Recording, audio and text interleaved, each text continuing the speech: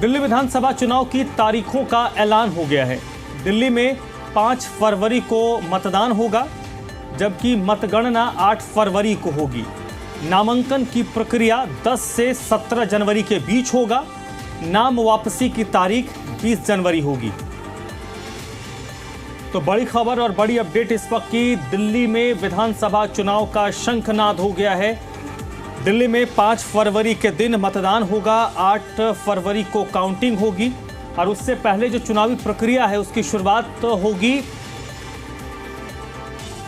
10 तारीख से, जब नामांकन प्रक्रिया शुरू होगी। नॉमिनेशन जो उम्मीदवार हैं वो फाइल करेंगे। 10 से 17 जनवरी तक नामांकन की तारीख तय की गई है और 20 जनवरी को नाम वापसी की आखिरी तारीख होगी और उसके बाद फिर प्रचार प्रसार का जोर पकड़ेगा।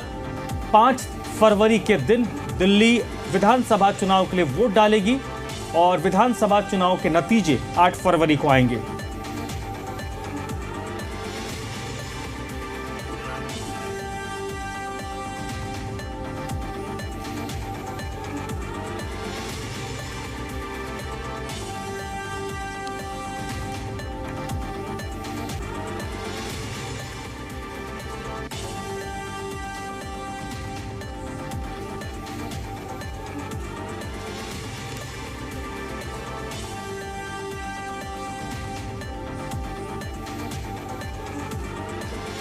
तो बड़ी खबर और बड़ी अपडेट इस वक्त की, दिल्ली में विधानसभा चुनाव की तारीखों का ऐलान हो चुका है।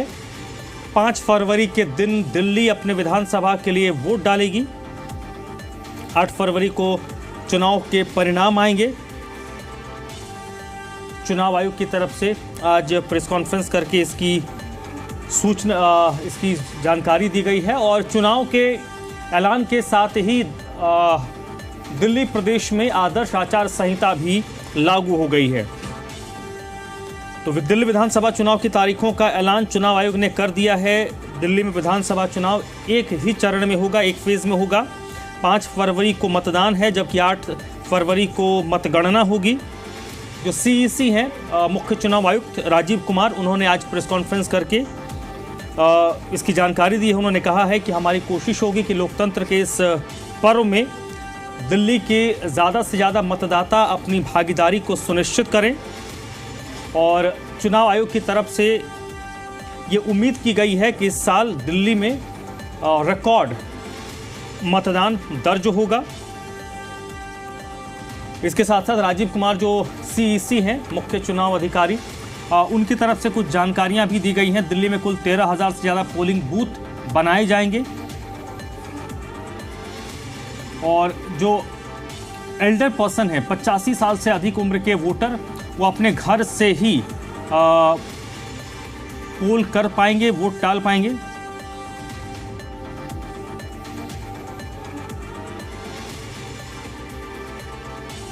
दिल्ली की अगर हम बात करें तो दिल्ली में कुल 1,55,00,000 रजिस्टर्ड वोटर हैं। दिल्ली में 70 विधानसभा सीटें हैं, जिनमें से 58 सामान्य श्रेणी की है, जबकि 12 सीटें अनुसूचित जाति के लिए आरक्षित हैं। 1,55,00,000 रजिस्टर्ड वोटर दिल्ली में हैं। इनमें 83,49,000 पुरुष और 71,74,000 महिलाएं हैं। जो युवा मतदाता हैं जिनकी उम्र 20 से 21 वर्ष के बीच है, उनकी संख्या 28,89,000 है, जबकि पहली बार जो मतदान करने वाले युवा हैं उनकी संख्या 2,08,000 के करीब है। 13,033 मतदान केंद्र वोटिंग के लिए बनाए जाएंगे और इनमें से 210 मॉडल मतदान केंद्र होंगे।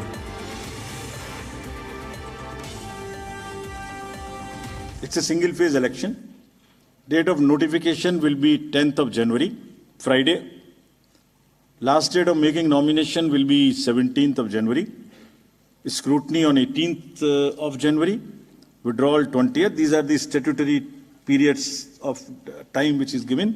Date of poll is 5th and counting is 8th, and 5th again we have very deliberately kept Wednesday. क्योंकि हम सोचते हैं सब दिल्ली वाले वोट करें, इसलिए इस बार भी महाराष्ट्र की तरह हमने इसको वेडनेसडे में रखा है Entire election process after counting will be complete by 10th. माननीय हाई कोर्ट और सुप्रीम कोर्ट ने क्या कहा है? उन्होंने कहा है कि ईवीएम हैक हो ही नहीं सकती. There is no evidence of unreliability or any drawback in the EVM. Details are there in the court orders. Court orders are here compiled. They are on our website. There is no question of introducing virus or bug in the EVM. There is no question of invalid votes in the EVM. No rigging is possible. High Court and Supreme Court is saying continuously in different judgments which are here. No alteration in results is possible by activating a Trojan horse or a virus. Evidence inspires confidence of the court that they are tamper-proof. What else can be said? EVMs are foolproof devices for counting. Allegations of tampering are baseless. सब सवाल अहमियत रखते हैं, जवाब तो बनता है. सब सवाल अहमियत रखते हैं, जवाब तो बनता है. आदतन कलम बंद जवाब देते रहे, आज रूबरू भी बनता है. क्या पता कल हम हो ना हो, आज जवाब तो बनता है. आज जवाब तो बनता है. कर न सकें इकरार तो कोई बात नहीं, मेरी वफा का उनको एतबार तो है. शिकायत भले ही उनकी मजबूरी हो, मगर सुनना, सहना, सुलझाना हमारी आदत तो है. कहा गया कि इलेक्टोरल रोल्स में रॉन्गफुल एडिशन या डिलीशन कर दिए गए. ये अभी रिसेंट शुरू हुआ जनरल इलेक्शन के बाद, महाराष्ट्र इलेक्शन से. अभी दिल्ली में भी चल रहा है लगातार यही बात.